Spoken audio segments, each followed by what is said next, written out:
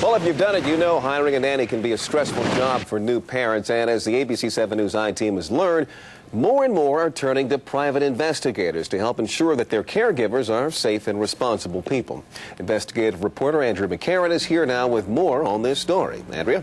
Leon, you know, in the past, parents simply phoned references before hiring a nanny. And now they're doing criminal background checks and uncovering records like this local nanny's.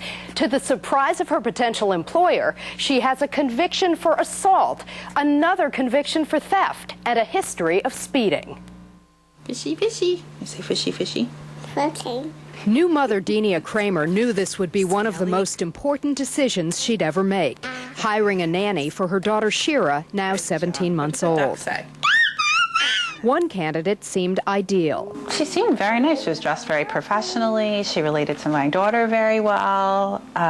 She was on time to her interview. Just to be sure, Kramer enlisted the help of a private investigator and ran a background check. She never anticipated what would surface, a drug conviction. I said, I can't believe this. You know, it's just not something I would have ever thought at all. Kramer's experience is no longer unusual. Private investigators across the Washington area say they're seeing a surge in requests for nanny background checks. She's auditioning for your money, and she's going to show up, dressed for the occasion.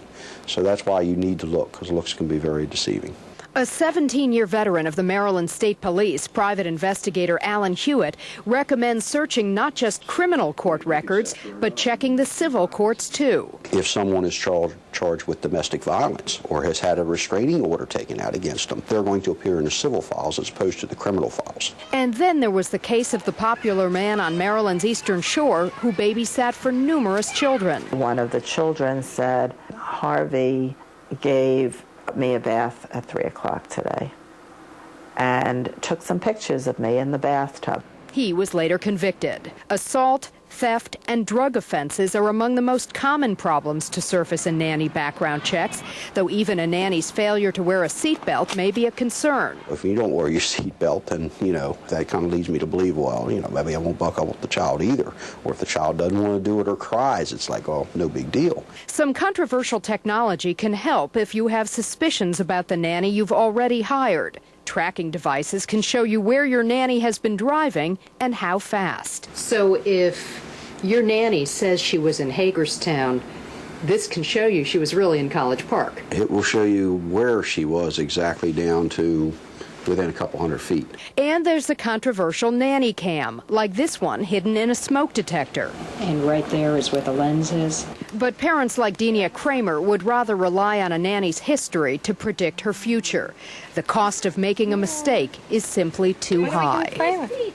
Private investigators say nanny background checks can cost as little as $50 or as much as $200. Checking out the background of an international nanny may be higher. Reporting live for the I-team, Andrea McCarran, ABC 7 News.